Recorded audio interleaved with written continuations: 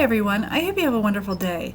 Today I'm turning this piece of Norway maple. It was suggested by someone that I turn a Calabash style bowl. What I was reading about the Calabash style bowl is it's typically turned with green wood, so that way it changes shape as it dries. This piece of wood is not green. I've had it for a while. I don't really have any green wood, and it's not milled, so I definitely want to do this style bowl, so I will make sure that I follow up with this later on when I do have a piece of wood that is green to where I can make a Calabash style so it does change shape. I've never done this style bowl. My bowls are normally the same style. This in here is with a Calabash style bowl. The foot looks to me like it's a lot smaller, and it comes up and it rounds up. So this is a new process for me. I normally like a more bigger, flatter bottom, but I'm willing to try this. Now this piece did have wind shake. It did fly off. I did not get hit by it. It flew the opposite direction. I'll jump back in here throughout the video just to kind of update you on what I'm doing with this bowl and kind of give you an idea of what steps I'm trying to accomplish. I hope you guys enjoy this video.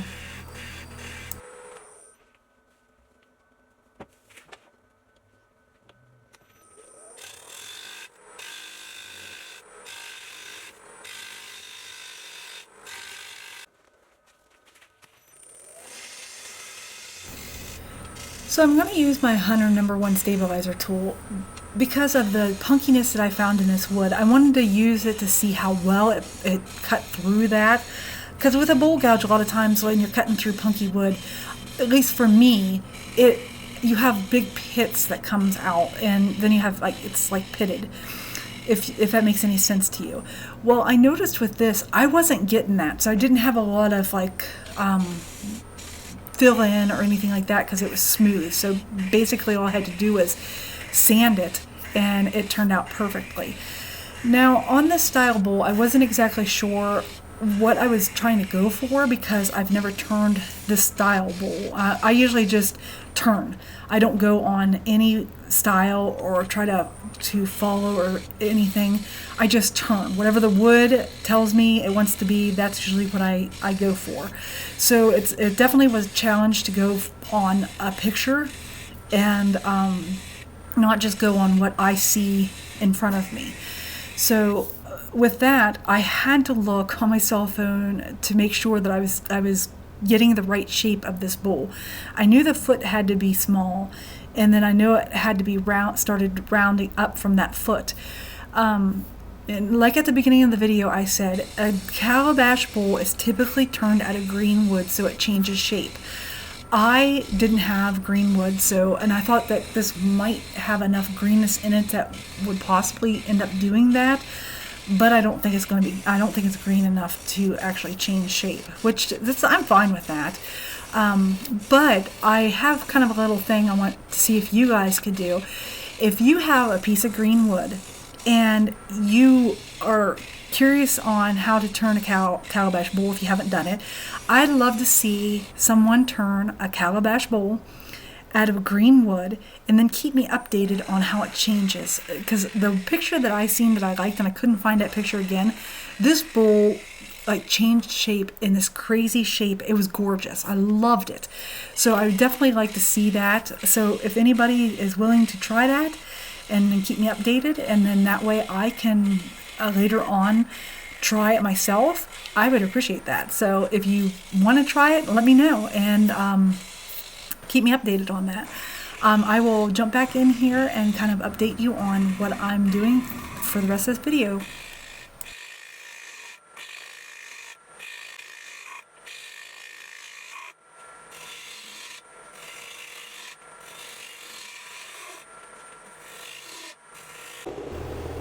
I started sanding at 80 grit, and I went through all the grits clear up to 320. Once I got to 120, I applied sanding sealer and I let it dry completely, and then I started sanding again. I'm not going to bore you with the sanding process. We all know how to do it, so I'm going to skip ahead to the inside of the bowl.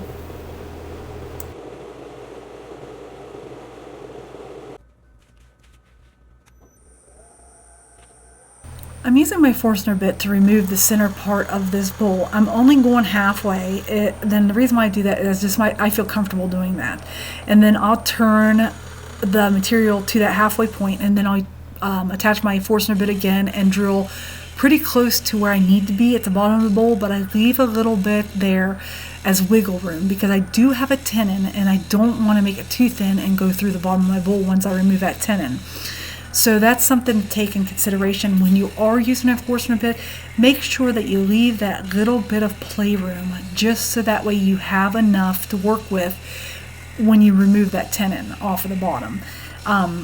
It's easy to go through the bottom of the bowl when you're hogging out the center part. You're thinking, oh, well, I have enough meat there. Then once you flip it around and you're removing that, you find out that there's not enough there at all. So it's definitely take a little bit off at a time. Once you get down there, it'll help you out a lot.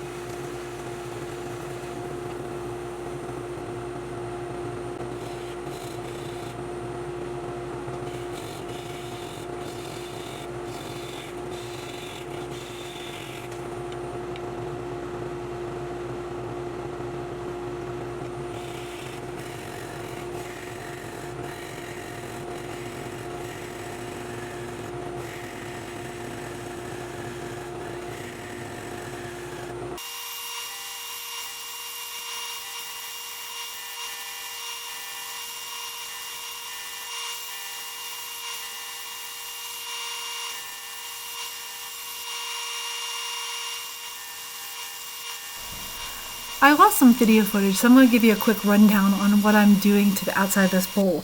The first thing I did was I used a detailer to create grooves in there where I wanted the band to be. I used a wire to burn those lines in. Now when you're doing that and you're using a wire, first of all, be careful, because you can get, if you don't hold it right, you can actually get wrapped around the lathe. It wouldn't be very pretty. So definitely use some caution when doing anything like that. Another thing is have a fire extinguisher available because it does create smoke. Where there's smoke, it could create an ember and catch your shavings on fire. So just make sure that you have a fire extinguisher available at all times. I used Robert Sword retexturing tool, 3 kinds of alcohol dyes. I used red, yellow, and blue to achieve a burnt sienna color that I was looking for.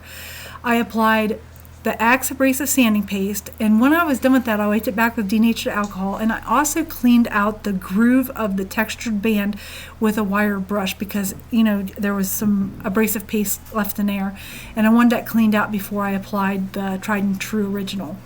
I did use 1 coat of the tried and true original. It recommends that the first coat you leave on an hour. I left mine on more than an hour.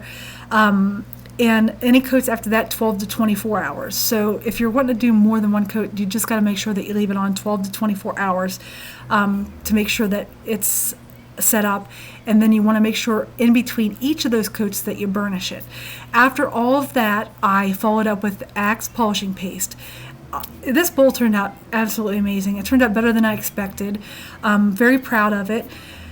If you guys love the Axe products when I use it and you like the way my bowls look after I use it, you guys could have it for yourself. All you have to do is enter the coupon code Tanya15 at checkout.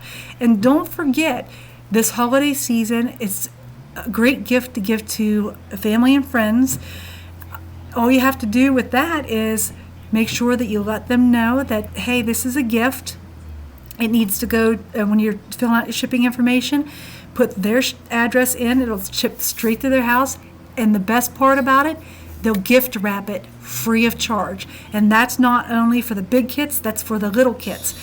The little kits fit perfectly in a stocking, just saying.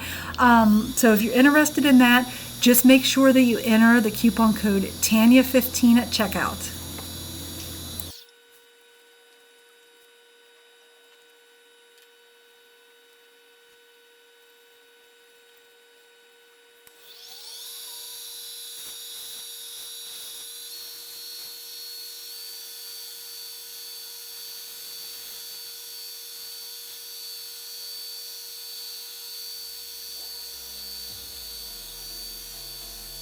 Alright guys, we made it to the end. I hope you enjoyed this week's video. If you did, don't forget to give me that thumbs up, and if you're new to my channel, please consider subscribing and hit that notification bell so you never miss out. Stills are at the end. I hope you guys love it. This bowl turned out amazing. I think it's absolutely beautiful. In the description there is links to everything that I use. There's sponsor links as well. Please go check them out. Until next week guys, goodbye.